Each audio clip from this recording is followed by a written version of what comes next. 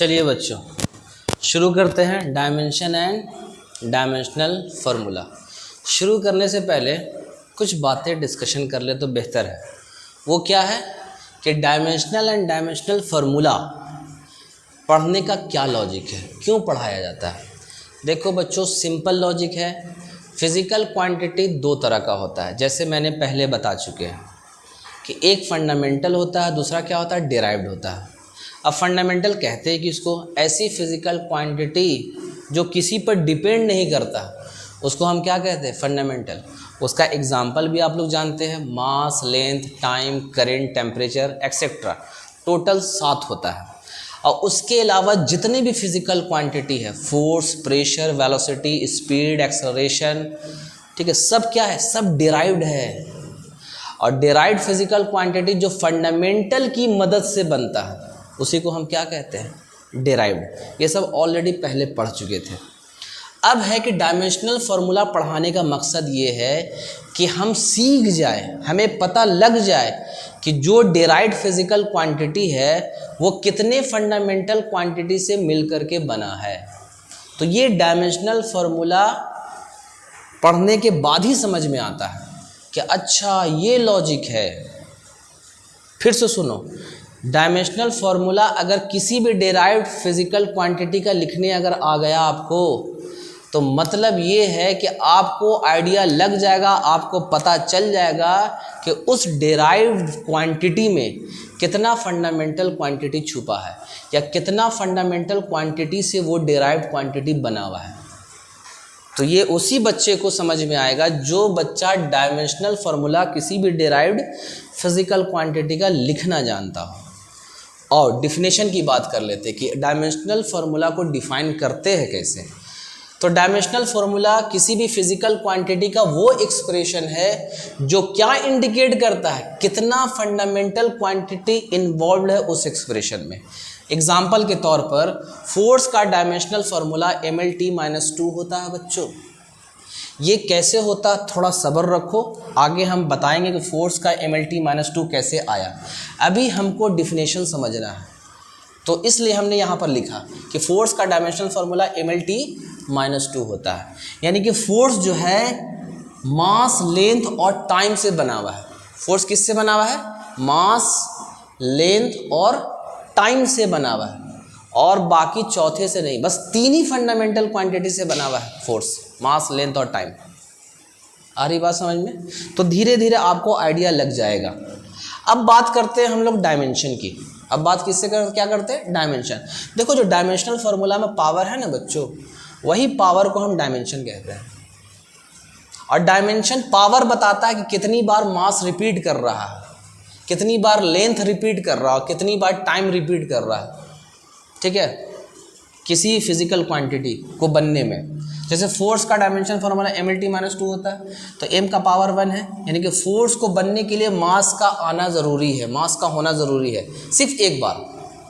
Length भी ज़रूरी है, बिना लेंथ के फोर्स नहीं है। कितनी बार लेंथ, एक बार। टाइम भी ज़रूरी है, लेकिन एक बार नहीं, टाइम 2 बार। फोर्स जो बना है उसमें टाइम जो है 2 बार रिपीट किया है, मास 1 बार रिपीट किया है और लेंथ 1 बार रिपीट किया है। उसी हिसाब से डायमेंशन को हम डिफाइन कर लिया गया। डायमेंशन पावर है, किसमें, डायमेंशनल फार्मूला में प्रेजेंट होता है। वो क्या इंडिकेट करता है, कितनी बार फंडामेंटल क्वांटिटी रिपीट हुआ है, ठीक है।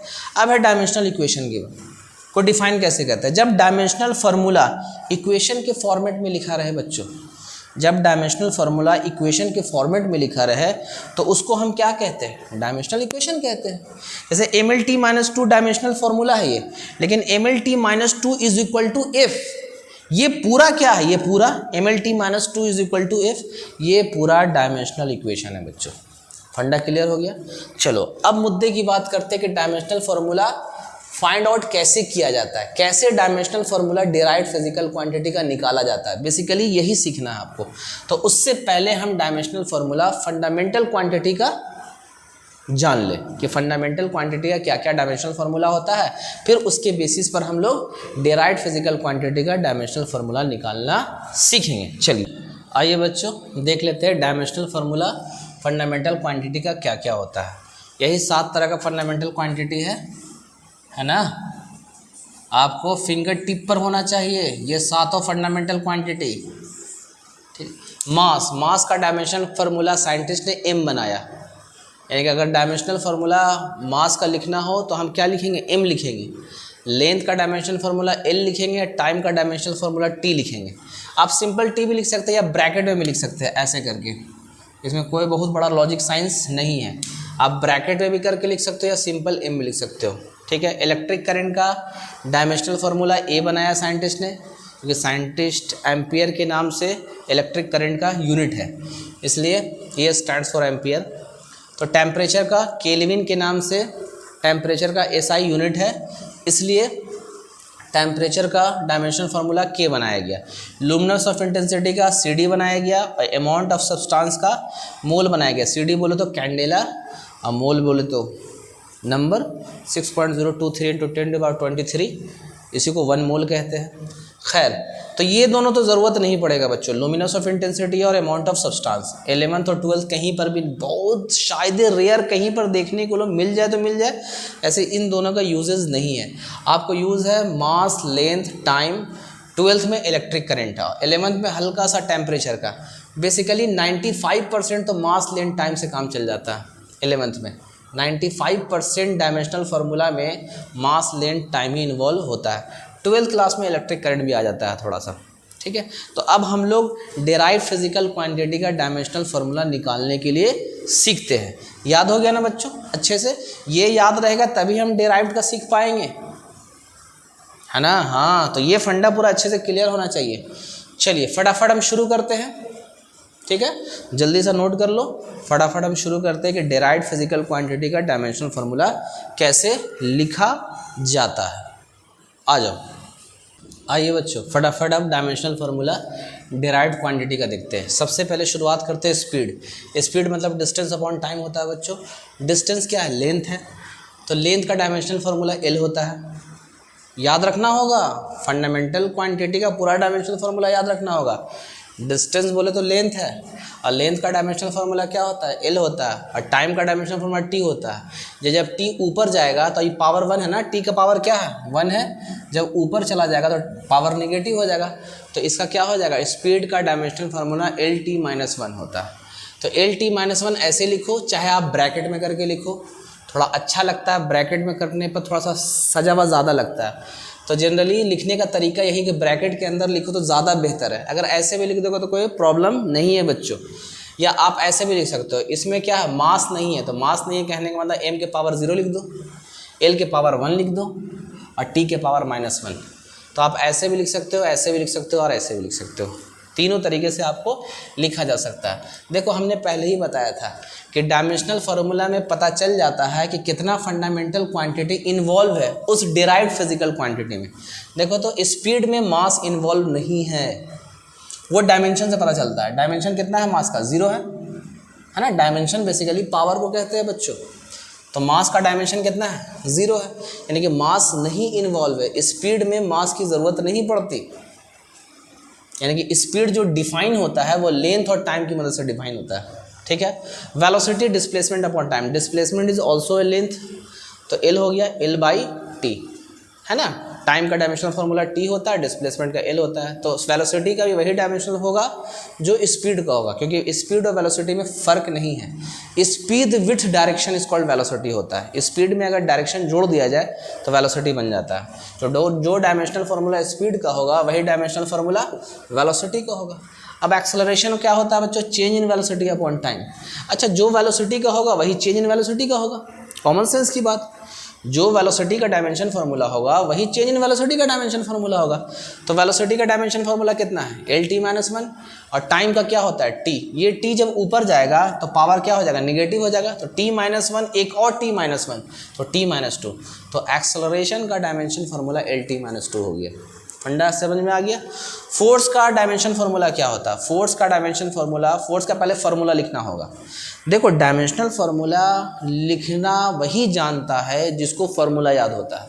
कोई भी फार्मूला, जैसे फोर्स का फार्मूला बहुत सारा है, लेकिन सबसे कॉमन फार्मूला हमने लिखा मास इनटू एक्सेलरेशन। सबसे कॉमन फार्मूला फोर्स का यही जानता है, क्योंकि गली का हर बच्चा फोर्स का फार्मूला मास इनटू एक्सेलरेशन ये तो जानते ही जानता है।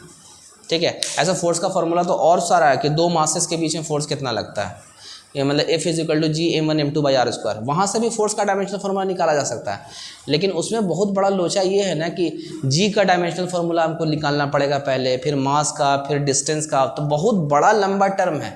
तो अल्टीमेटली आना यही है, ऐसा नहीं कि वहाँ से निकालेंगे फोर्स का डायमेंशनल फार्मूला तो कुछ और आएगा। तो फार्मूला कुछ भी याद हो आपको, उसकी मदद से हम डायमेंशनल फार्मूला निकाल सकते हैं।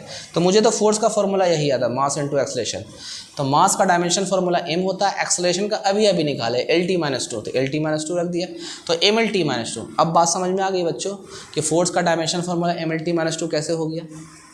ठीक है, अभी एग्जांपल के तौर पर समझाया था ना, तुम चाहो तो इसको ब्रैकेट में करके लिख सकते हो mLT-2। ठीक है, वर्क का डायमेंशन फार्मूला, तो वर्क का फार्मूला क्या होता है, फोर्स इनटू डिस्प्लेसमेंट। फोर्स का अभी निकाले mLT-2, तो mLT-2 रख दिया, और डिस्प्लेसमेंट लेंथ है तो डिस्प्लेसमेंट का क्या हो गया, L हो गया। तो इसको सिंप्लीफाई किया तो mL²T-2, ये वर्क का डायमेंशन फार्मूला हो गया। ठीक है, पोटेंशियल एनर्जी अभी 9th क्लास से तुम पढ़ के आए होगे, mgh। m क्या है, मास, g क्या है, acceleration due to gravity, basically acceleration है, और h क्या हाइट है।